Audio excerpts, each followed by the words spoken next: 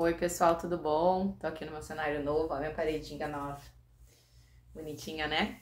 E vim aqui falar de bioenergética, tá? Que muita gente lá no feedback do corpo consciente colocou que tinha interesse, né, em conhecer, tinha interesse que tivesse exercícios de bioenergética. E eu vim aqui explicar pra vocês o que é bioenergética. Tentar dar um apanhadinho, né, gente? É uma coisa muito ampla que eu vou resumir.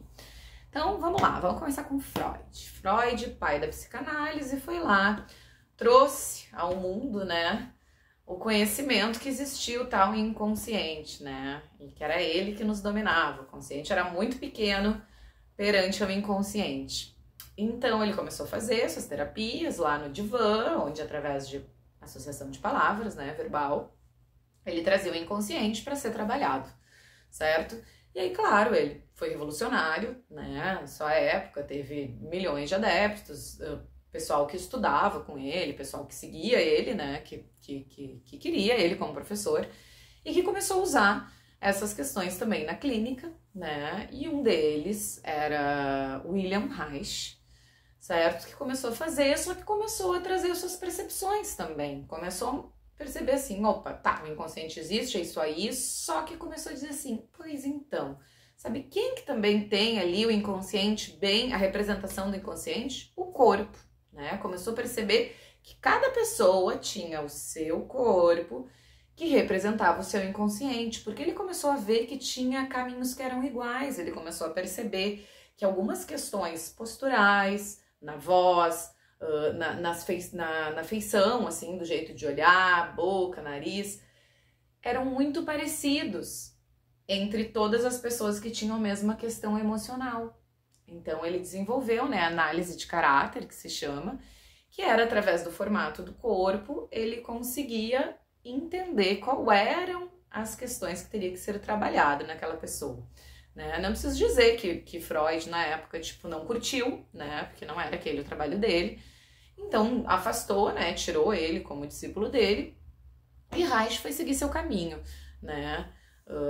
Através dessa terapia corporal que se chamou terapia reichiana, né? O que ele trouxe, né, nessa de contribuição? Ele trouxe as couraças musculares, que eu já falei, né? Mas que eu vou dar um apanhadinho, que seriam o quê?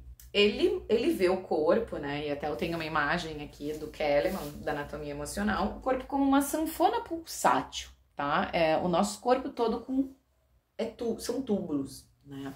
Que hoje a gente sabe que esses túbulos todos são cobertos pela fáscia, né? E que vão se alinhando um com o outro, vão, como é que se chama? Eles deslizam um sobre o outro, né?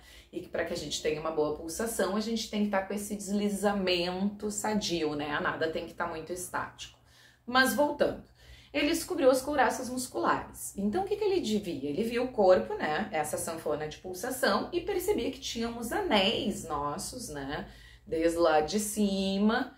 E que quando um anel desse se tornasse muito rígido, ele fazia com que essa pulsação ela não conseguisse evoluir livremente, né? Então essa estagnação ia acabar gerando contraturas musculares, que ele via no corpo, e também, claro, essa contratura toda e esses processos fisiológicos do corpo que não iam conseguir estar acontecendo de uma maneira dinâmica e fluida, iam acabar gerando, né, a doença, certo? Então, ele traz, né, esse conceito riquíssimo, couraças musculares. E através da terapia dele, ele ia nas couraças para fazer a liberação dessas couraças e vir à tona, através de palavras também, o inconsciente, os sentimentos, e poder trabalhar. Mas Reich,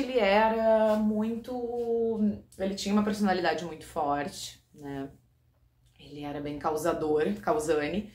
E aí ele tinha divergências políticas, enfim, ele acabou por outros motivos, o que ele dizia também era bem avançado para a época, e ele foi lá, foi preso, né, morreu na prisão, ninguém sabe se foi assassinado, dizem que ele teve um ataque cardíaco, mas há controvérsias, né, e acabou que quem continuou seguindo o seu caminho, né, dessa terapia corporal, foi Alexandre Lowen, que era um discípulo dele, certo?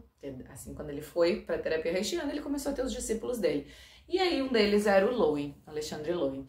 Só que Alexandre Lain entendia que em alguns momentos Reich era muito, levava as pessoas muito a catarses, né? Então ele começou a olhar essa questão corporal de uma maneira mais sutil e foi trazendo através também de exercícios de respiração, através de movimentos, através de movimentos que traziam a autorregulação para o corpo, ele foi trazendo essa contribuição e foi criando a terapia bioenergética.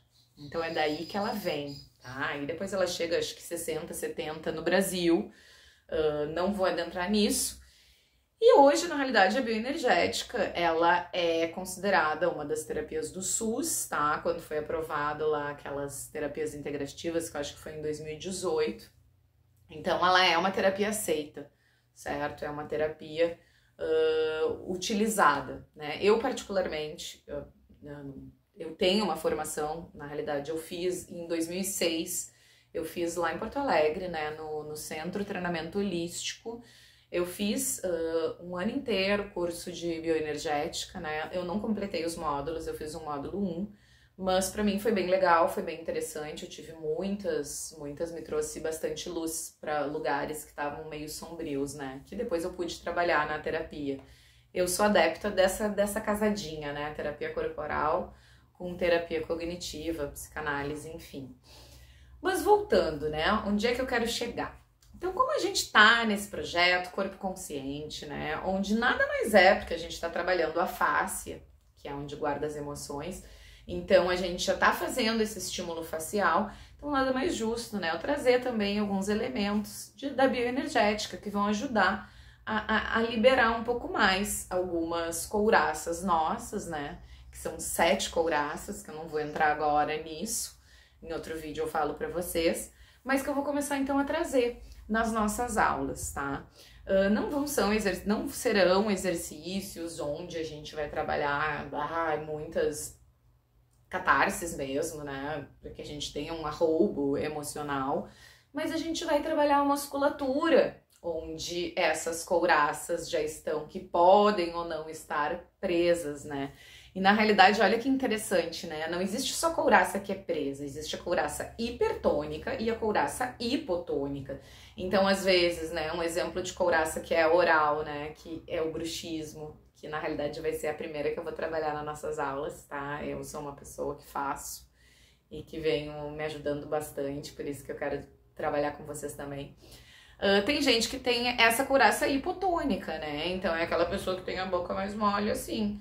Então não é só a couraça, o estímulo da couraça não serve só para soltá-la, tá? Às vezes serve também para trazer vida, né? Então o objetivo é que a gente pare aquela estagnação desse lugar e que consiga fluir novamente energia vital, que é o objetivo mesmo dessas práticas, tá bom? Então espero que vocês tenham, que eu tenha me feito compreender. Na próxima aula já vai ter pequeno exercício, então, da nossa couraça.